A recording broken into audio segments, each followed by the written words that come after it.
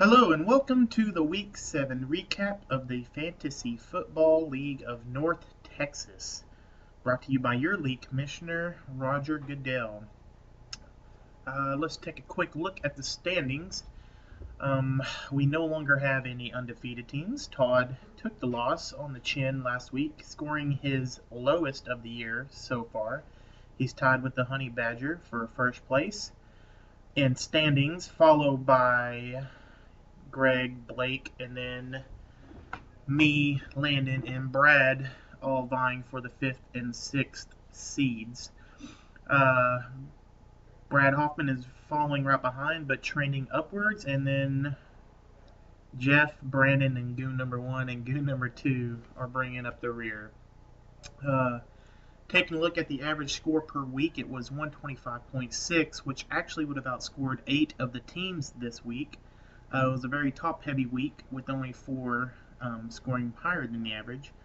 Blake remains in first for average score per week at 167.4.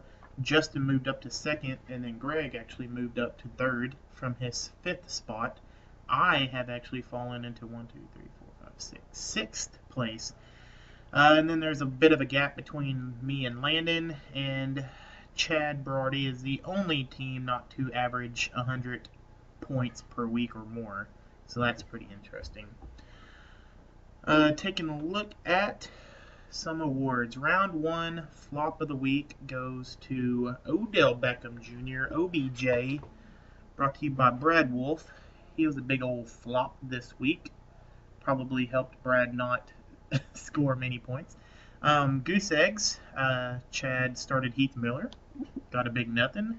Brad started LeGarrette Blunt, who got negative 0.3. Jeff is in this category again, with Torrey Smith getting him absolutely nothing. And Brandon got nothing from Bishop Sankey or Cole Beasley. Bishop Sankey actually didn't even touch the ball in the entire game, so it's pretty funny to me. High score of the week was 193.8 by Brad, and low score of the week was Brandon at 76.6. Let's see, what do I got here? The I would have started that guy award. I'm actually going to give that to Landon, and I'll tell you why. Landon has 2 kickers on his team. I've been playing fantasy football since like the middle 2000s. I've never had 2 kickers on my team, but I can tell you one thing for sure is I've never had a kicker score 20 points on my bench. 20 points by Blair Walsh on the bench, Dan Bailey with 9 in the starting lineup. For the I would have started that guy award, I give it to Landon Rowe. The injury bug award.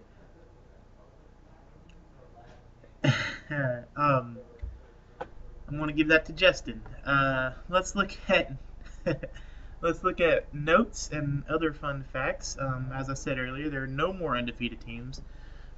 Here's a fun fact. What do Alshon Jeffrey, T.Y. Hilton, DeAndre Hopkins, and Emmanuel Sanders have in common?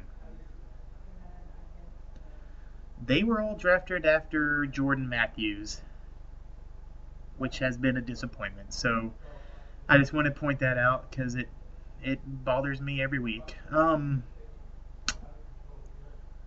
That's pretty much it for this week. I've updated my rankings. I'm going to wait for Justin to do his before I have any comments on that. As you'll see on the front page, I added a new column on strength of schedule. Chris has it pretty easy the rest of the way, having pretty much already played all the big 4. Yeah, his toughest opponent at this point is Greg and me. Well, I guess Greg's in the top 4, but as you can see. And then I have by far the toughest schedule, as I still have to play Greg, Todd, Justin, and Blake. So that's something you can kind of keep an eye on, and that is about it. Thanks for playing. Good luck next week going forward, except for Greg. I hope you lose. And if anybody wants to text me on Sunday to talk fantasy football, one of my dear friends became a little salty over the last few days and no longer wants to discuss fantasy football with me for reasons unknown to me. I don't know what I did. I don't know. So thank you, and I will see you next week.